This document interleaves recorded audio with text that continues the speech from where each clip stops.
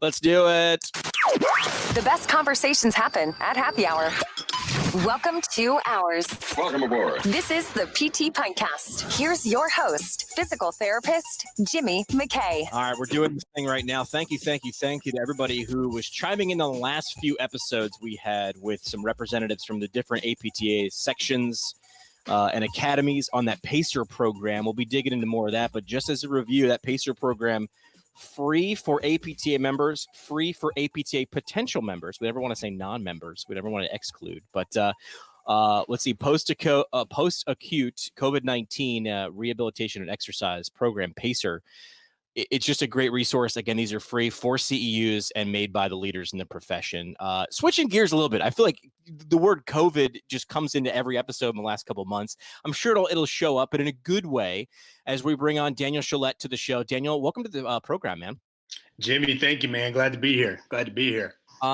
We get to change gears with you. You literally are the smell of fresh cut grass. You are a breath of fresh air. Happy to play that role.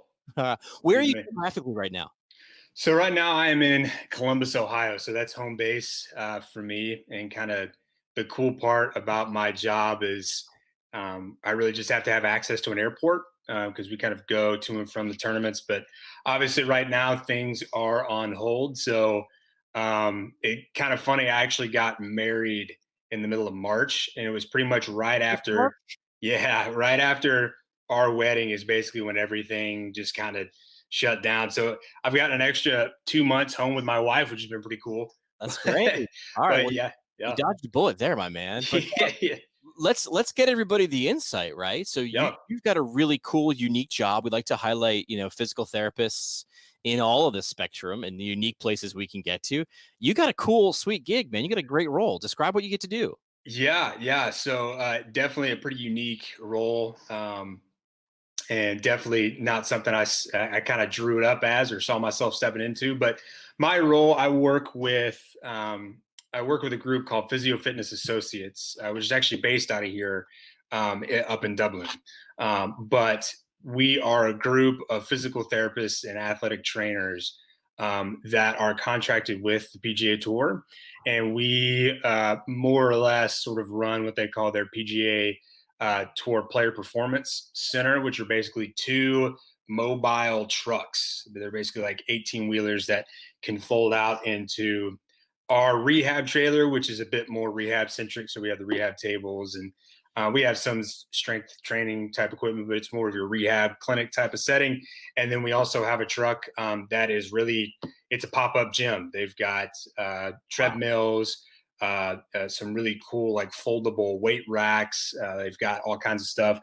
Because when you think about it, these guys on the tour, I mean, they are playing and working week in and week out, but they've got to be able to keep their fitness up.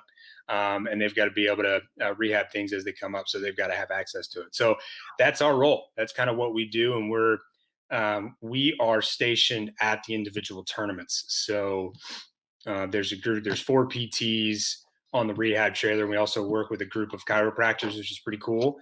And then on the other truck, the fitness truck, it's headed up by 2 athletic trainers, but we all kind of work collaboratively because we see a lot of the same guys. Cool. And that's a cool mix. Yeah, it is really cool, man. It's a unique model. So talk to me. Let's go logistics, right? So you're traveling from gig to gig, and I know there's 162 baseball games a year, but how many PGA events are there in a season?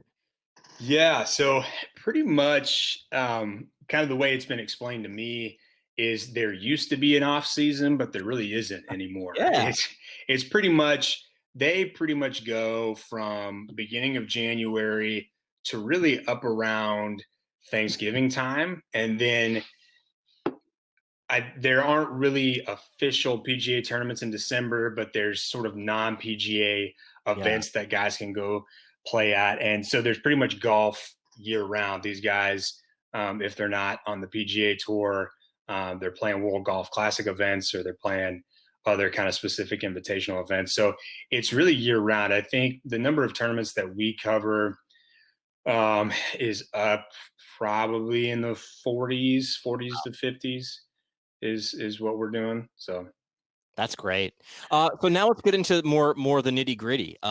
these guys are training on their own, right? They can't just be training when they're with you for 3-4 day tournaments. Yeah. What are you typically working on? Is it something, because you guys are seeing these guys every week or every couple of weeks? You're getting a relationship. You know these guys. How's this kind of work? You'll play it out for us. Yeah. So kind of how it works for us. I'll kind of back up and kind of give you the general model of how these guys sort of manage their rehab and their fitness performance. A lot of these guys, they have a home base, where home is, and they typically have a physical therapist or a place that they typically work with when they're back home. Some guys will travel with, be it a personal trainer, licensed massage therapist, whatever they see as the most value, and they'll sort of have that core unit with them. What our role is for guys that maybe don't have those resources, we kind of serve that role as far as helping them prepare for the given day, prepare for the tournament. So we do some maintenance things. But a big part of our role is when issues come up. So we're sort of that spot. I don't want to say, it's kind of like a hybrid athletic trainer, physical therapist type of role. It's basically a quick direct access. Hey, right. All of a sudden, I was doing some driving. All of a sudden, the right side of my lower back locked up. I don't know what's going on. I got to tee off in an hour and a half. Can you take a look and see what you can do? So, and so you have that, and then you have guys that have chronic things that they continually sort of ebb and flow throughout the season that we help them with, and we kind of sort of become almost that surrogate PT for them when they're on the tour. So it can take a lot of forms. It can look a lot kind of like athletic training, sort of acute injury management. It can take the form of sort of like a direct access clinic. Sure. And it can take the form of sort of longer term rehab. Yeah. It's cool to know. Once I found out what you did, because we actually connected to record an episode of a different podcast we work on, which is NPTE StudyCast, focus on clinical stuff to help students pass the NPTE. But the cool part is now the next time I'm watching a PGA event, and it'll hopefully be soon, coming back, to know that there's 2 18-wheelers somewhere near the clubhouse sitting there with physical therapists, with chiropractors, with athletic trainers, strength and conditioning guys. Yeah. And if someone, is on the practice green or the driving range, and they're like, oh man, I got to tee off in an hour. What's going on? They come to you. It's not just hey, let me just go foam roll it by myself. I've got a professional there that can give me some insight. That's great. Yeah. And the feedback we get from the players is that's hugely valuable to them. At the very least, knowing that resource is there. Because one thing I've really gained an appreciation for, having been in this role, is I think golf gets a little bit of a bad rap as far as, the physical demand of it. And, you always hear the debate and, sort of the haters or the cynics saying, is it really that much of a sport? It definitely is. These guys, I mean, you're thinking about it, it is the same set of movements over and over and over again that you got to be incredibly precise with. And you're placing high demands on your body. So it's really valuable to them to have that resource, because I mean, things, when you play that much golf and you do that much of the same thing, things are going to happen. Yeah. You had a colleague from a different professional sport, a physio from a different professional sport, backing you up the other day on Twitter. That very argument came up, or that. Oh yeah. Isn't it a game? It's not really a sport. And props to Matt Tuttle, who's the physio for the Denver Nuggets, came in. It's like, whoa. It is an explosive power rotational sport. It definitely is, man. If I get out there, I'm in okay shape. I am a horrible golfer, but I enjoy the golf course. Yeah. If I play 2 18-hole rounds in 3-4 days, I am feeling like I get hit by a truck. These guys are doing 4 18 rounds. If they make and it's kind of, we think of the tournament starts on Thursday, goes to Sunday, but really for these guys, it starts Tuesday. Rounds, yeah. So they do practice rounds. A lot of them have got to play the pro-ams that are on Wednesday. Wow. And the weeks are jam packed for those guys. It's tons of golf. They've got sponsorship stuff they've got to do.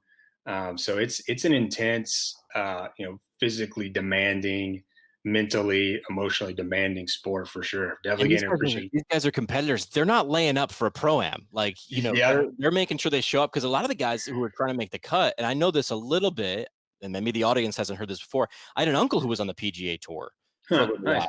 while. Not Yeah. blood related, because I didn't get any of the ability, but he said he's like back, and again, he was doing it back in the late 70s, early 80s. He's like, this is a hustle. Like, you've got to Yep. come in and week out. I'm sure it's got even more competitive now.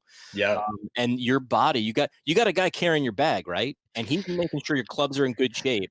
It's Mhm. good to know that you're kind of the caddy for these guys' bodies, which is really all they are. Yeah. And I think one thing that maybe for the audience that's interesting to know, kind of that hustle that you mentioned, kind of the way it works as far as whether these guys get paid or not. You have to make the cut. So just because you're playing doesn't mean. Explain what a cut is. So a cut is basically sort of the way a typical tournament works is you've got a field of between 120 to 150 guys, and they all start Thursday, and they all play Thursday to Friday. And there's basically a score that is determined by the tournament personnel of the tour as to what the cut is. And that can get a little complicated where that sits. But basically, there's a certain level that if your score is better than that, so obviously in golf, lower the score, right, better you're at. If you have a score that's better than that, you make the cut and you get to play Saturday and Sunday to potentially get some money. If you don't make that cut, it's best of luck next week, kind of thing. So it's tough because it's not, it's not like other sports where these guys, they have contracts or anything like that. It's a bit like, hey, you got to perform in order to make money for your livelihood. And I think that's where the maintenance of their body and the performance aspect, why that has kind of taken a huge precedent over the last 10, 20 years. I mean, there's stories of guys who will drive from tournament to tournament because they can't afford to fly. And you're talking about, if a guy can afford to have a massage therapist with him, he's got to make that thought and that math and see if that return on investment is worth it, because it very well might be. Because if he doesn't have that and he can't perform, the drive there wasn't worth it, the gas, the food. And sometimes these guys are playing cut to cut. As they say. I'm sure, people know the big names, the Tiger Woods, the Brooks, the Johnsons. And yes, absolutely. But there are guys that are skilled professionals at this, and they're working cut to cut. Yeah. So yeah, that's really cool insight. Daniel Chelette on with us, working with PGA athletes. Talk to us about, if someone is a physical therapist listening, or a student physical therapist, how do you describe what a golf swing is? Like, what's important? Like rotational power. What are some things that we might not think about? Or if you're working with a guy like me, a weekend warrior, what are some things that we can do to kind of make our bodies a little bit less prone to injury as playing this sport? Yeah. So, I mean, there's a lot of components of a golf swing, and you can really get into the nitty gritty of it. And, I'm learning right along with everybody else. But a big part of the golf swing is being able to dissociate parts of your body. So, because while your body works as a unit in the golf swing, there are individual parts of your body that have to work sort of separate of other ones. And it's almost a little bit like a sequence. The term that's utilized is a kinematic sequence. And based off research that's been done, certain forms of that kinematic sequence. So on the backs or the downswing, the pelvis going before the torso, going before the, et cetera, that coordination and that being able to dissociate things is huge. So I would say body coordination and body sense, because as I've been sort of reviewing this, I've been going through some intense coursework and stuff, just trying to learn everything. It's like, man, I don't think I could do a lot of this type of stuff and being able to coordinate everything. And that's the biggest thing that I've come to appreciate, is just the ability to coordinate, dissociate, and then obviously the flexibility. And I think an interesting thing that I heard, I'm going through a course right now, and one of the leaders was saying, physically fit and physically fit for golf can be different. The obvious example that people throw out is John Daly, not really the most physically fit guy, but But has been incredibly successful and is incredibly physically fit for golf. Can get himself in the positions that he needs to, and can generate incredible power and do it over and over again. right. So Also a great drink created in his honor as well. The yeah, Bailey. Order that yeah, when you're at a bar. yeah. There's some interesting stories from some of the guys that have been on the tour for a while, but you know, So rotate. You're talking about body dissociation, right? Like hips before hands was the thing my dad always used to yell at me. yep. I shanked the ball into the woods a lot as a kid. Mhm. Um, Rotational power, right? Because I'm guessing you want to probably where are you trying to generate that from? Because I notice when I watch my friends play and myself, sometimes you try to force it, right, with the upper body. Yeah, Really, it should probably come yeah. lower. Yeah, that's kind of the big where a lot of kind of the research and a lot of the gurus sort of point to is the glute pelvic complex. That's where you generate your power. The power comes from the lower body, and the upper body is important. But when you lead with the upper body, there are a lot of they call them swing characteristics or swing faults that can happen when you lead with the upper body. There's a lot of things that can happen. The golf club can get out of place. Your point of impact can get thrown off. So it's key. And sort of another term or phrase that's used is the glute is king. The glute, that's if particularly your lead glute isn't as strong as you want it to be, or you're not able to incorporate it into the sequence you need to, it's kind of where everything starts and where everything finishes.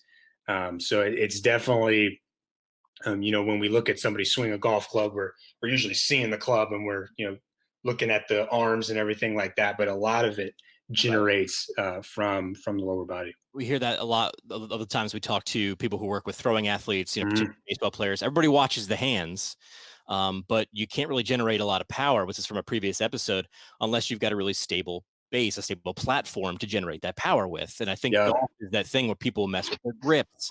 We love to spend money on better clubs because Yep. how fancy this works. And a lot of times it's that thing you're not looking at, which is behind you and below you. Those Yeah. the glute is king.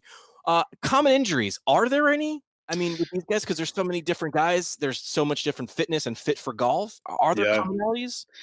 Yeah. I would say probably the most common we see is lower back Yeah. pain. I think that goes back to um, the power being generated or needing to be generated from that lumbopelvic complex. And when that's not at 100%, when you're maybe not as strong or not as explosive or not as coordinated as maybe you want to be, you'll be able to swing a golf club and you might be able to do it decently well. But after a while, kind of like with anything in life, when we compensate Yeah. areas that are taking load that maybe aren't quite designed to do that, after a while, a lot of that stress can be put to the lower back. There are some different movements that occur if your glute and your pelvis aren't really working the way you want it to, and it more or less falls in the lower back to take care of that. Yeah. That's a common one. Another common one is kind of the elbow wrist area. There's a lot of concentric and eccentric force going through there when you're thinking about properly positioning the club as you're coming to impact, and just the sheer repetition of what these guys got to do with the golf club. And then another common one that I've seen a decent amount that's a little bit surprising is cervical spine. When you think about it, when you're thinking golf, you think that you're just kind of down in position.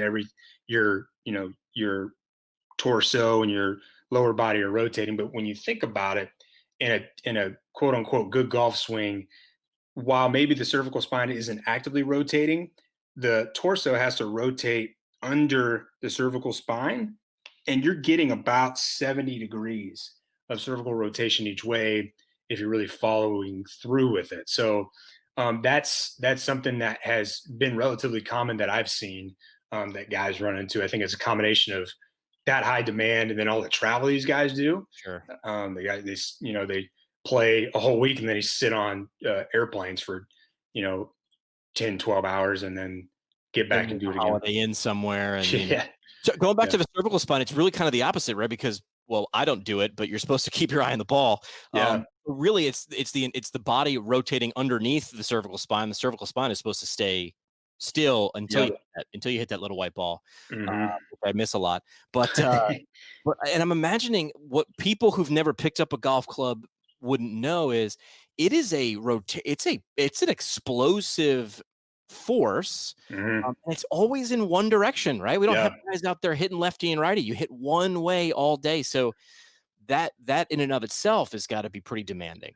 Yeah, and it's, when we think about, kind of my background has been in outpatient orthopedics and manual therapy and things like that, and kind of overuse chronic pain type of stuff. And when we are working with folks with those type of issues, we encourage them, hey, vary up your activity, maybe do something different. Yeah. Maybe do this activity this way or take a break. That's not an option for these guys. So it definitely sort of, you have to think about how you're going to approach it a little bit differently.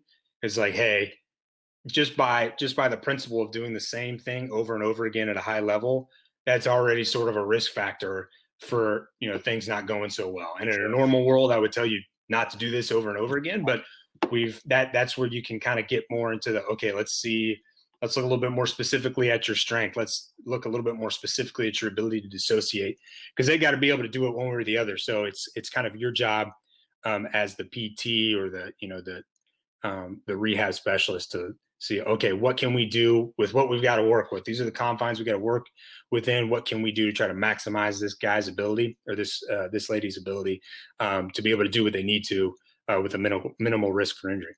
Yeah.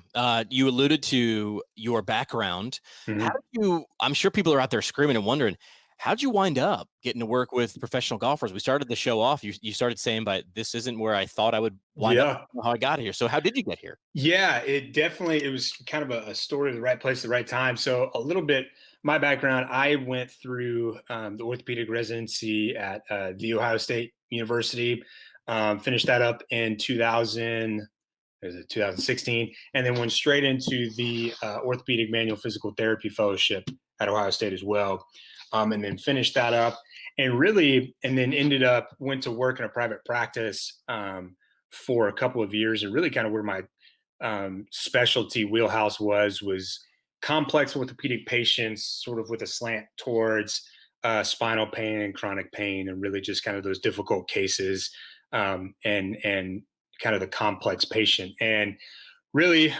the supervisor I worked for at the time had known the guy that kind of heads up the player performance center. Sort of, he's the chief medical advisor for the tour, I believe is his role. And there was an opening, and they were looking for someone that kind of had that background of complex patient management and hands-on skills.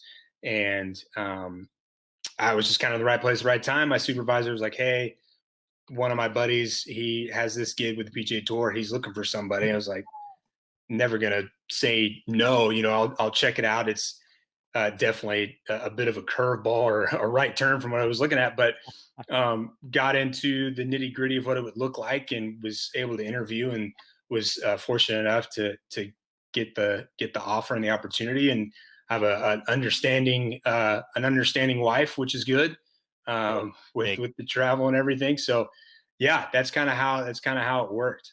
So That's great. Yeah.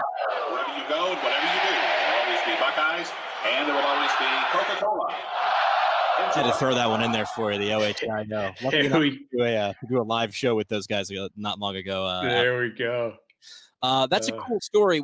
What advice would you give if a student out there is listening and they're like, yeah, or new professional or a seasoned PT? What advice would you give them in terms of developing their career to whatever they think is their cool thing? Yeah. I think a big thing for me, a couple of big things. Firstly is, as you're getting in, it can be as you're a student, it can be first couple of years of practice, it can be long down the line. But at some point, I think it's important to sort of look at, okay, what am I passionate about, enthusiastic about in life and in work? And kind of what would that look like if I could package it up kind of in an ideal way? And what are some key things that I'm passionate about in my work, and how can I bring that into my current workplace? Wow. And then how can I maybe seek out opportunities that better fit that picture? for me. And I think that's a big one, just having a better understanding of that, because it's easy. And I'm sure you're in this boat too, just with your gig with the Pintcast and how successful it's been. There are opportunities to get involved in all kinds of different stuff, and it can seem really cool, but you've got to kind of keep yourself a little bit in line. Think, okay, like what am I really moving towards? What am I all about, and what fits the bill? And then a second thing, I think is, I don't want it to sound cliche, it might be a little bit, but having strong kind of guiding, mentoring influences. So having good relationships with those that lead you, I think that is important, because not only will you be able to learn from them just a baseline about leadership and things along those lines, it's those people that maybe have relationships and connections down the line, that if your relationship with them is good and they see you as someone who could fit a potential role, or that they look at it as having a good relationship with, your name could be brought up in conversations on down the line, or they could present certain opportunities to you because they have a vested interest in you as a person. Those are two big things, I'd say. Those things are so great. And I the entire time I was just listening to those two pieces of advice. I was like, yes, because I was guilty of that first one. Yeah. I had a mentor who made sure I stayed on focus, because I had so many different opportunities. And as a physical therapist, you do. I spent maybe the last year of PT school and the first year after graduating running around doing a lot of things not that well.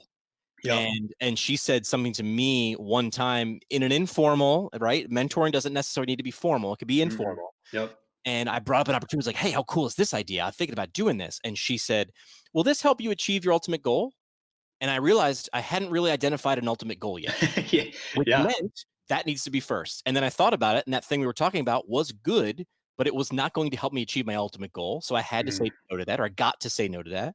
And number two, love the fact that mentorship gets brought up again. I think that word gets thrown a lot, but you highlighted it's not really just who knows, because I always say it's who you know, right? It's who knows what about you, right? Yeah. The reason that your supervisor said, "Hey, Daniel, there's this guy over here who's got an opportunity," wasn't because he knew you. It's because it was because of what he knew about you.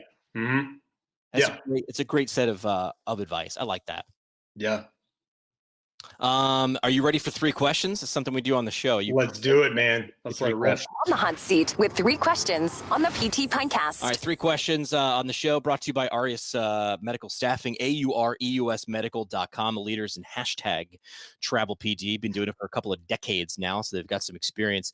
And some people were saying, wow, travel PT now, but like lockdown, but physical therapists are essential. And in some areas, the need is so great right now that they really need your opportunity.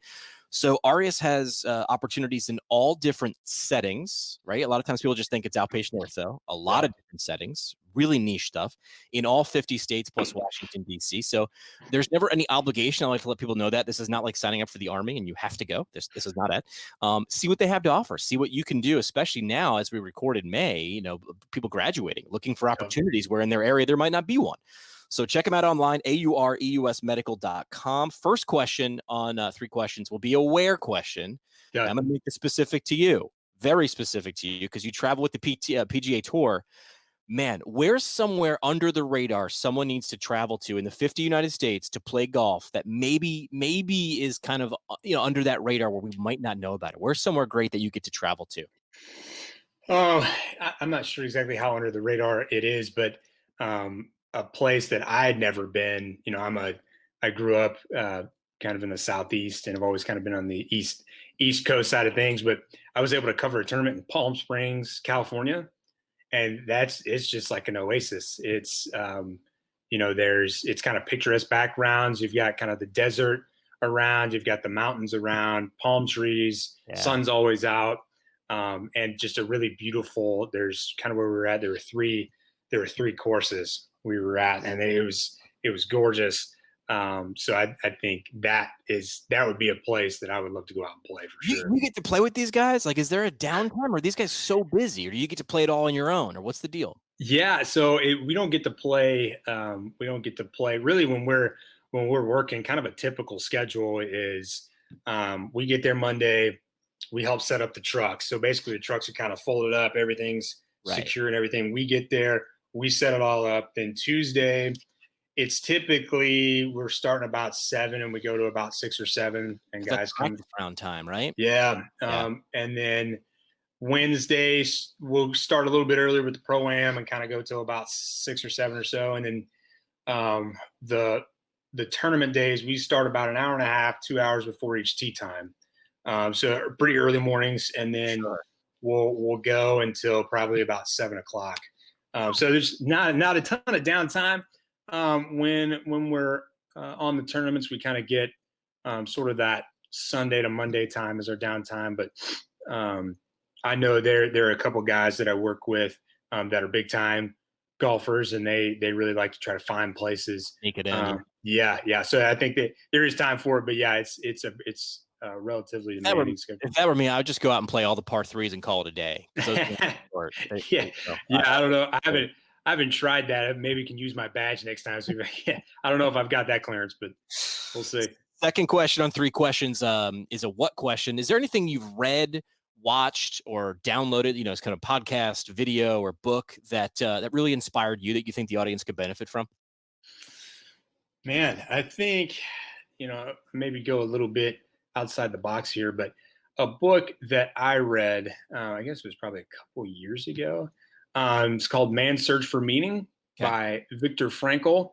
Not related to golf at all, but it's a book, and it's basically sort of a bit of a autobiographical kind of psychological, sociological book. Viktor Frankl was a physician that was he was a part of the Holocaust, and was I think he was from Poland. And it's basically his reflections and his own introspection on the ability to find meaning throughout life, and kind of why that's important, and how that can help you through challenging situations, difficult situations. And he kind of reflects upon the things he sees in the concentration camps, and sort of keeps coming back to this idea of man's search for meaning. So it's a really easy read. It's about 90 pages. And it's just a really cool, it's definitely non-PT related, non-golf related for sure, but it's definitely kind of going back to what we were talking about, finding your why and kind of keeping you on track. Obviously, the situation that book was written in was just a bit more dire than what we typically engage in on a daily basis, but it really helps you keep as long as you have that search and you're trying to find your why and your meaning, that you can keep moving forward. Yeah, great perspective. I love things like that. Yeah. Last thing on 3 questions. Number 3 is a who question. Yeah. Who's someone that the audience maybe should know more about? Who's someone that's is doing great work that you think the audience should check out? Yeah, and he's actually been a guest on your show, I believe, Mr. Jack Chu, over across the pond. His and your listeners may know a decent amount about him, but just all the stuff that him and his group have been able to do, while running a clinical practice and doing all these conferences, and the cool angles that his podcast has taken. It definitely, you can tell they definitely try to push into the kind of the difficult, weird questions, and it can get a little bit in the weeds, but that's good.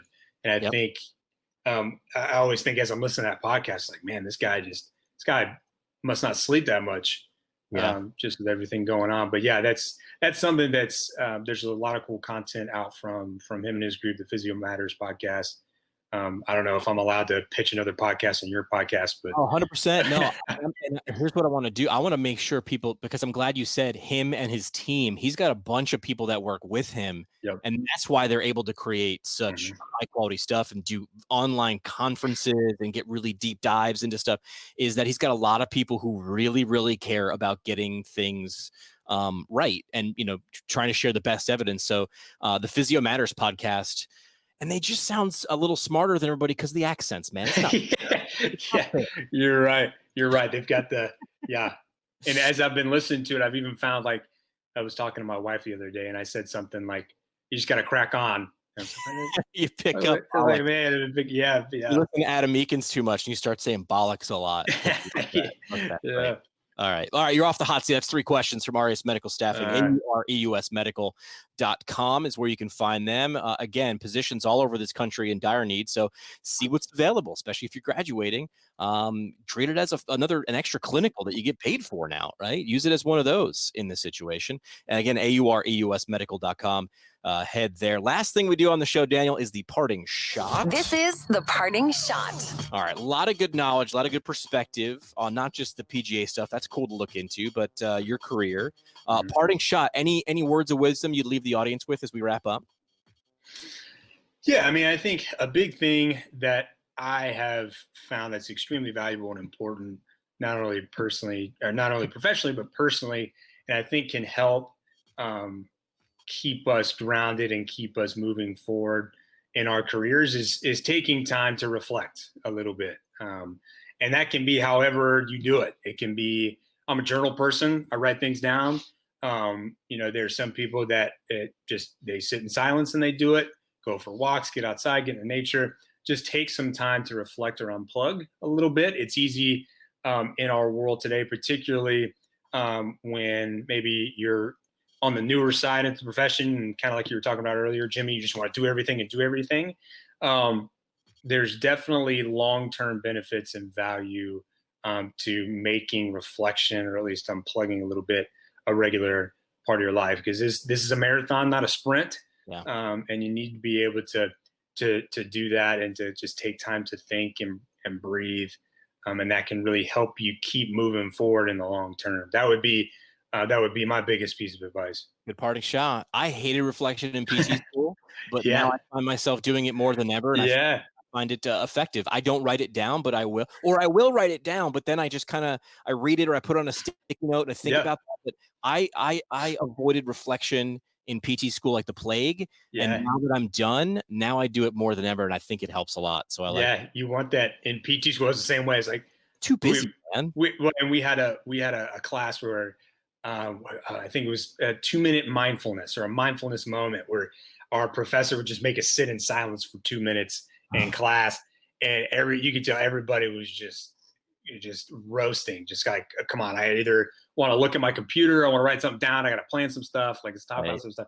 But now when you get out of it, you realize, like, hey, that is actually important. Yeah. Oh, last thing I wrote in my notes. Last thing when are we going to see golf? When's golf coming? You're going to know first, man. You're the insider. Man, yeah, it is funny. Things are changing on a daily basis. It was kind of funny. We were on a conference call at 11, and our supervisor, it was on Saturday at 11, and our supervisor was like, well, as of about 45 minutes ago, one major thing we thought was going to be one way is now completely different. So it just kind of shifts around. I think they're aiming to get back going in mid-June. Everything's kind of up to how things move forward, and obviously the first few tournaments are going to be a work in progress, and we're definitely taking all the steps to make it as safe as possible for everybody involved. But so hopefully sooner than later. But just like as you're well aware of being in New York, things change on a daily basis, and you never really know. Yeah.